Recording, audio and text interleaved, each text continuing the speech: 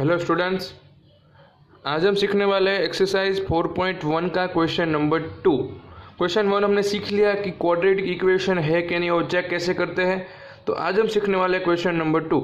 अब क्या करना है हमें, तो क्वाड्रेटिक इक्वेशन बनाते कैसे है। हमें कोई भी एक सिचुएशन दी होगी, उसमें से हमें क्वाड्रेटिक इक्वेशन बनाना है। ओके, तो चलो पहले सीखते हैं क्वाड्रेटिक इक्वेशन कैसे बनाते हैं। तो यहाँ पर क्वेश्चन 2 है, represent the following situation in form of quadratic equation. तो आपको मैं याद करा दे रहा हूँ कि क्वाड्रेटिक यानी क्या, तो हाईएस्ट डिग्री कितनी होगी 2। ओके, आपको इतना याद रखना है कि हाईएस्ट डिग्री 2 होनी चाहिए। तो चलो, और यहाँ पर वेरिएबल एक्स के फॉर्म में होगा।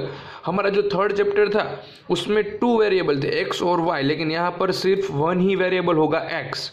तो यहाँ पर हमें सिर्फ एक्स ही एज्यूम करना है, और जो दूसरी जो हमें डेटा दी होगी उस पर से हम इक्वेशन बनाएंगे। तो चलो, यहाँ पर दिया है एरिया ऑफ रेक्टेंगल प्लॉट। तो रेक्टेंगल आए तो आपको पता चल जाता है कि रेक्टेंगल में 2 डायमेंशन होते हैं, लेंथ और ब्रेथ। तो दोनों को तो हम एज्यूम कर नहीं सकते, एक्स और वाई। तो देखते हैं कि किस तरह से एज्यूम कर रहे हैं यहाँ पर।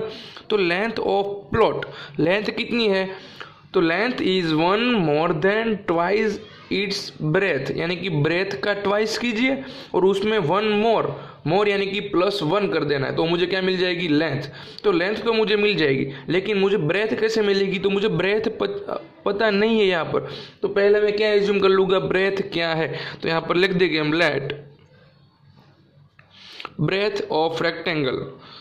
तो ब्रेथ इज इक्वल टू क्या ले लेंगे हम, सपोज हमने x ले लिया। चलो, तो ब्रेथ x ले लिया है, तो हमारी लेंथ क्या हो जाएगी, तो आपको पता है लेंथ कितनी है। तो यहां पर देखिए लेंथ ऑफ प्लॉट इज 1 मोर, यानी कि +1 कर देना है किसमें, ट्वाइस इट्स ब्रेथ। तो ब्रेथ का ट्वाइस, तो ब्रेथ हमने x एज्यूम कर लिए, तो उसका ट्वाइस यानी 2x, और उसमें 1 मोर यानी +1। तो देखिए लेंथ और ब्रेथ दोनों x के फॉर्म में आ गई। तो यहाँ पर मुझे x और y एज्यूम करने की जरूरत है नहीं है। ओके, अब मुझे इक्वेशन बनाना है। तो आगे इक्वेशन रीड कीजिए कि we need to find length and breadth. हमें लेंथ और ब्रेथ फाइंड करनी है ना, सिर्फ इक्वेशन बनाना है। तो हमें एरिया दे दिया है, तो एरिया ऑफ रेक्टेंगल आपको पता है। तो एरिया ऑफ रेक्टेंगल क्या आ जाएगा, तो area is equal to length multiply breadth. होगा कि नहीं होगा। तो यहाँ पर मेरे पास लेंथ और ब्रेथ है। चलो लिखवाइए कितनी है, तो लेंथ मेरी हो गई है 2x + 1 और मल्टीप्लाई में ब्रेथ कितनी हो गई है x। तो यहाँ पर कुछ नहीं करना है, जो x है ना उसका दोनों टर्म के साथ मल्टीप्लाई कर देना है, तो मेरा आंसर मिल जाएगा। तो चलो 2x का x के साथ करेंगे तो x यानी x का स्क्वायर मल्टीप्लाई कर रहे हैं यहाँ पर। ओके, प्लस x 1 जा x, इतना हो गया। अब मुझे एरिया दे दिया है, एरिया कितना है 528। तो यहाँ पर मैं पुट कर दूंगा एरिया के प्लेस पर 528। चलो अब क्या करेंगे, तो मैं जो x वाला टर्म है ना उसको मैं पहले लिख देता हूँ, 2x² + x is equal to मैं क्या लिख देता हूँ 528। सिर्फ मैंने प्लेस चेंज किया, दूसरा कुछ नहीं किया, राइट टू लेफ्ट कर दिया। अब क्या करना है, तो जो राइट साइड है उसको हमें लेफ्ट साइड करना है, हमारा रूल्स है। तो 2x² + x जो 528 प्लस में था लेफ्ट साइड आ जाएगा तो माइनस हो जाएगा, इज इक्वल टू में कुछ नहीं बचेगा तो क्या हो जाएगा 0। तो यहाँ पर मेरा क्वाड्रेटिक इक्वेशन कंप्लीट हो गया है, 2x² + x - 528। ओके, तो इस तरह से आपको क्वेश्चन दिया होगा और आपको क्या बनाना है, क्वाड्रेटिक इक्वेशन बना देना है। चलो सेकंड देखते हैं फटाफट। चलो सेकंड क्वेश्चन में क्या दिया है, the product of 2 consecutive positive integer is 306, यानी कि कोई भी 2 नंबर है, कैसे नंबर है, कॉन्सेक्यूटिव यानी क्या होता है, जो दोनों साथ में आते हो वैसे नंबर। तो उसका प्रोडक्ट यानी कि मल्टीप्लाई कितना है दोनों का 306। तो we need the find this integer. तो हमें जो इंटीजर है ना कॉन्सेक्यूटिव उसको फाइंड करना है। तो सपोज मैं आपको एग्जांपल दे रहा हूँ, कॉन्सेक्यूटिव यानी लाइन में आते हो 3, उसके बाद 4, उसके बाद 5, उसके बाद 6, ऐसे नंबर है। तो ये एक के बाद एक आता है। सपोज मैं यहाँ पर 3 एज इट इज लिख रहा हूँ। अब 3 के पर से मुझे 4 चाहिए, तो मैं क्या लिख सकता हूँ, 3 + 1 करूँगा तो मुझे 4 मिल जाएगा। उसके बाद 3 + 2 करूँगा तो मुझे क्या मिल जाएगा 5। तो इस तरह से चलता रहेगा। मुझे 3 में ही सबको प्लस करना है, 1 2 3। इस तरह से मैं यहाँ पर x एज्यूम कर लेता हूँ।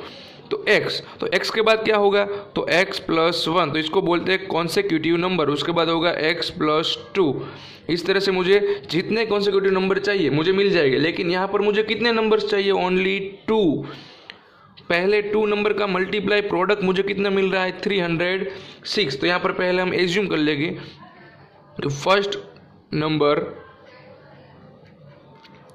x है, तो सेकंड कौन सा हो जाएगा कॉन्सेक्यूटिव x प्लस 1। अगर मुझे थर्ड भी चाहिए तो x प्लस 2 ले लूँगा।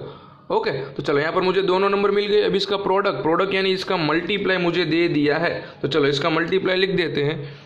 x और x प्लस 1 इन दोनों का मल्टीप्लाई मुझे कितना दे दिया है 306। तो यहाँ पर मुझे क्या करना पड़ेगा, तो x है ना उसका दोनों के साथ मल्टीप्लाई कर दे रहा हूँ, तो x square plus x one जा हो जाएगा x इज इक्वल टू 306।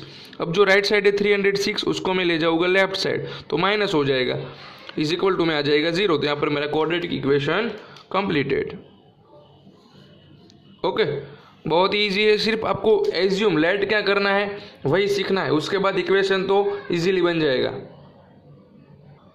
चलो यहाँ पर थर्ड सम में हमें क्या दिया है, Rohan's mother is 26 year elder than him, the product of their age 3 year from now will be 360। तो we would like to find the Rohan's present age. हमें क्या फाइंड करना है, रोहन की प्रेजेंट एज फाइंड करनी है। पहले तो हमें ऐसा दिया है कि रोहन्स की मदर है और 26 year elder than him, Rohan से कितनी बड़ी है 26 ईयर। ओके, तो पहले सपोज मैं रोहन की एज ले रहा हूँ x, तो चलो यहाँ पर हम ले लेंगे let the present age of Rohan is equal to x year. तो चलो मैंने रोहन की एज एज्यूम कर ली, तो उसके मदर की एज कितनी हो जाएगी, present age of his mother. तो मदर की एज, तो जो x है ना उसमें कितना प्लस कर देना है 26, क्योंकि उसकी मदर है और 26 ईयर एल्डर है, तो x प्लस 26 हो गया। अब क्या करना है, तो प्रोडक्ट ऑफ देयर एज, उसकी एज का प्रोडक्ट यानी कि मल्टीप्लाई 3 ईयर फ्रॉम नाउ, यानी कि अभी की 3 ईयर बाद में। तो पहले तो मैं क्या करूँगा, 3 ईयर बाद है ना, तो आफ्टर 3 ईयर, तो 3 ईयर बाद में क्या हो जाएगा, तो दोनों की एज में 3 ईयर बढ़ जाएगा ना, तो आफ्टर 3 ईयर तो रोहन की एज क्या हो जाएगी, तो रोहन्स एज, तो रोहन की एज तो पहले x थी ना उसमें +3 कर दीजिए, और मदर्स एज, तो मदर की एज कितनी है भाई x प्लस 26, तो 26 में +3 करेंगे तो क्या हो जाएगा 29 हो जाएगा। सिंपल है, दोनों की आफ्टर 3 ईयर की एज मुझे मिल गई। अब इन दोनों का प्रोडक्ट मुझे दे दिया है, कितना है 360। तो चलो अब क्या करने का बाकी रहेगा, इन दोनों का प्रोडक्ट कर देते हैं। तो चलो, तो पहले रोहन की एज हो गई है x प्लस 3 और उसके साथ किसका प्रोडक्ट यानी मल्टीप्लाई, तो यहाँ पर ब्रैकेट कर देता हूँ, तो बीच में क्या हो जाएगा मल्टीप्लाई होगा ना, x प्लस 29, इन दोनों का प्रोडक्ट करूँगा तो मुझे आंसर मिल रहा है 360। अब मल्टीप्लाई कैसे करेंगे, तो जो x है ना उसको सेकंड ब्रैकेट में दोनों के साथ मल्टीप्लाई हो जाएगा, तो x यानी x का स्क्वायर हो जाएगा, प्लस x का 29 के साथ तो 29x, प्लस अब किसकी बारी है 3 की, तो 3 का x के साथ मल्टीप्लाई और 3 का 29 के साथ, तो 3 का x के साथ 3x हो जाएगा, और 29 3 87 इज इक्वल टू 360। तो चलो, तो x square as it is रहेगा, यहाँ पर x वाले दो टर्म है 29 प्लस 3, तो मेरा आंसर हो जाएगा 32x, और यहाँ पर बच जाएगा 87 और 360 आ जाएगा लेफ्ट साइड, तो माइनस हो जाएगा और राइट साइड हो जाएगा 0। तो चलो एक्स स्क्वायर प्लस 32x, यहाँ पर प्लस माइनस माइनस, 360 में से 87 माइनस कर दूंगा तो आंसर हो जाएगा 273, बिग नंबर की sign minus is equal to में हो जाएगा 0। तो यहाँ पर मेरा हाईएस्ट डिग्री 2 हो गई है और मेरा क्वाड्रेटिक इक्वेशन कंप्लीटली बन गया है। चलो अब हमारे पास लास्ट क्वेश्चन है, क्वेश्चन 2 में जो फोर्थ वाला सम है वो। चलो, तो फोर्थ क्वेश्चन में हमें क्या दिया है, ट्रेन दी है। Train travel a distance of 480 kilometre, कितना डिस्टेंस ट्रैवल कर रही है train, 480, total distance 480 kilometre travel कर रही है। If the speed had been 8 kilometre per hours less, यानी कि स्पीड क्या हो गई अब 8 किलोमीटर पर आवर लेस, यानी कि कम हो गई है, then it would have taken 3 hours more than cover the same distance, distance वही का वही है लेकिन स्पीड कम हो गई है, तो टाइम कितना लगेगा कट करने में ज़्यादा, कितना 3 आवर्स। तो we need to find the speed of train. तो ट्रेन की स्पीड कितनी होगी वो मुझे फाइंड करना है। तो यहाँ पर पहले हम क्या लेट कर लेंगे, यूनिफॉर्म स्पीड। तो let the uniform speed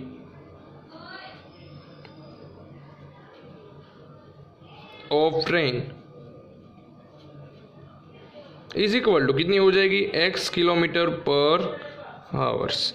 okay, अब याद रखें यहाँ पर क्या करना है, तो टोटल डिस्टेंस तो हमें कितना कट करना है 480। तो पहले स्पीड x थी, उसके बाद सेकंड स्पीड क्या हो जाती है, तो 8 किलोमीटर पर आवर लेस हो जाती है, यानी कि कम हो जाती है। तो यहाँ पर क्या लिख देंगे हम, if speed is less.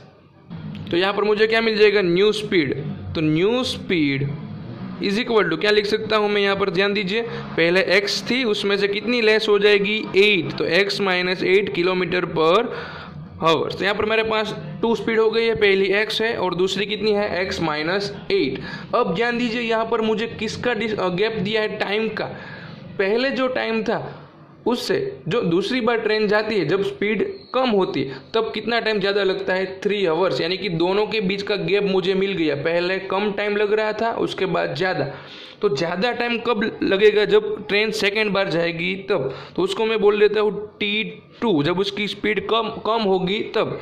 Minus T1, दोनों के टाइम का डिफरेंस कितना दे दिया हमें, 3 आवर्स का। दोनों जर्नी के बीच 3 आवर्स का गैप है।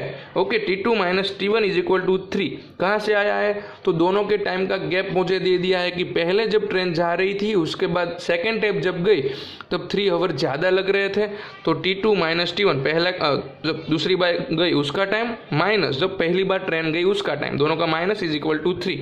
अब T2, तो आपको फॉर्मूला बनाना आना चाहिए जब टाइम, तो टाइम का, तो हमें स्पीड का फॉर्मूला पता है, स्पीड इज इक्वल टू क्या है, तो डिस्टेंस अपॉन टाइम। अब मैं टाइम को यहाँ पर ऑब्जेक्ट बना लेता हूँ, तो स्पीड कहाँ पर चली जाएगी, डिवाइड में, यानी कि डिस्टेंस अपॉन स्पीड। तो चलो यहाँ पर लिख देते हैं। तो T2 यानी कि हमारी सेकेंड वाली, तो डिस्टेंस तो हमारा फिक्स ही है, कितना है, कितना कट करना है 480 अपॉन क्या आ जाएगा, तो स्पीड। तो स्पीड की T2 यानी कि सेकेंड टाइम स्पीड कितनी थी, x माइनस 8 थी ना, माइनस 480 अपॉन टाइम का फॉर्मूला डिस्टेंस अपॉन टाइम, तो डिस्टेंस तो 480 है अपॉन स्पीड। तो स्पीड कितनी थी पहली बार T1 यानी कि पहली बार x इज इक्वल टू 3 हो गया है। तो यहाँ पर देखिए कॉमन क्या निकल जाएगा, दोनों में 480 है तो उसको मैं कॉमन निकल दे रहा हूँ। तो ब्रैकेट में ऊपर कुछ नहीं होगा तो 1 बचेगा, x माइनस 8 माइनस यहाँ पर भी 480 बाहर चला गया तो सिर्फ x इज इक्वल टू क्या हो जाएगा 3।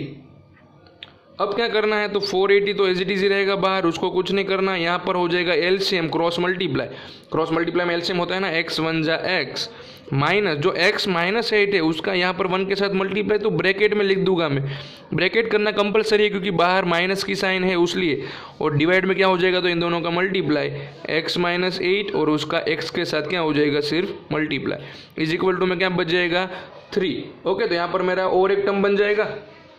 480 को तो मैं एज इट इज लिख रहा हूँ, तो अंदर क्या बच जाएगा, तो जो ब्रैकेट रिमूव कर दूंगा तो यहाँ पर x माइनस हो जाएगा और माइनस 8 जो है वो प्लस हो जाएगा, हो गया।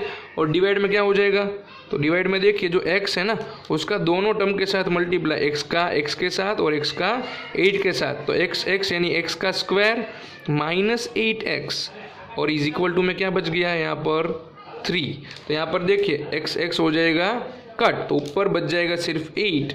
ओके, और जो डिवाइड में है उसको मैं कहाँ पर ट्रांसफ़र कर दूंगा, मल्टीप्लाई में। तो यहाँ पर मेरा आंसर क्या हो जाएगा 480, उसके साथ बच जाएगा सिर्फ 8, यहाँ पर 8 है ना, और जो डिवाइड में था x² माइनस 8x उसको मैं लेफ्ट साइड ले जाऊँगा तो यहाँ पर 3 के साथ क्या हो जाएगा, मल्टीप्लाई x² माइनस 8x।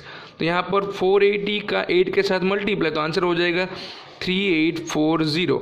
और यहाँ पर क्या होगा, तो जो 3 है ना उसका दोनों के साथ ब्रैकेट में मल्टीप्लाई, तो 3x² माइनस 3 8 24x। अब क्या करना है, तो जो यहाँ पर 3840 प्लस में है तो माइनस में चले जाएंगे, तो 3x² माइनस 24x तो थे ही, माइनस में हो जाएगा 3840 और इज इक्वल टू में बच जाएगा 0। अब क्या करना है, तो अब आप यहाँ पर देखिए, यहाँ पर क्या हो जाएगा, कॉमन निकल जाएगा। कौन से टर्म कॉमन निकल रहे हैं यहाँ पर देखिए आप, तो कॉमन निकल जाएगा यहाँ पर 3, 3, क्योंकि 24 भी 3 के टेबल में आता है और 3840 3 के टेबल में आता है कि नहीं, आपको चेक करना है। तो क्या कर देना है, उसका डिवाइड कर देना है। यहाँ पर देखिए मैं बाजू में दिखा रहा हूँ आपको, डिवाइड 3 1 जा 3 0, ऊपर से आ जाएगा 8, 3 2 जा 6, 2 बचेगा, ऊपर से आ जाएगा 4, 3 8 जा 24 0 0 और एक 0 जो बाकी बचा है उसको ऊपर रख देना है। तो देखिए 3 के टेबल में आ रहा है, कब आ रहा है, तो 1283 जा, तो यहाँ पर कॉमन निकल दूंगा मैं 3, तो चलो यहाँ पर 3 में कॉमन ले रहा हूँ, तो अंदर क्या बच जाएगा x² माइनस यहाँ पर 8 3 जा 24 होगा, 3 बाहर चला गया तो 8x बचेगा, और यहाँ पर 12803 जा हो रहा है ना, तो 3 बाहर चला गया तो 1280 बच जाएगा, इज इक्वल टू में 0। अब क्या करना है, तो जो 3 है ना वो मल्टीप्लाई में से 0 के डिवाइड में जाएगा तो 0 ही हो जाएगा, तो आंसर बच जाएगा x² minus 8x minus 1280 is equal to 0। तो यहाँ पर मेरा क्वाड्रेटिक इक्वेशन बन गया है। थोड़ा लेंथी था लेकिन ईजी मेथड है। आप टाइम का डिफरेंस लेने वाली मेथड याद रख लीजिए, आगे भी ऐसे संभव आने वाले हैं। टाइम का difference T2 minus T1, okay. यहाँ पर हमें दे दिया था कि पहले से अब जो ट्रेन दूसरी बार जा रही है तब 3 आवर्स ज़्यादा टाइम लग रहा है, तो पहले जो बड़ा वाला होगा T2 minus T1 is equal to आपको 3 लिख देना है।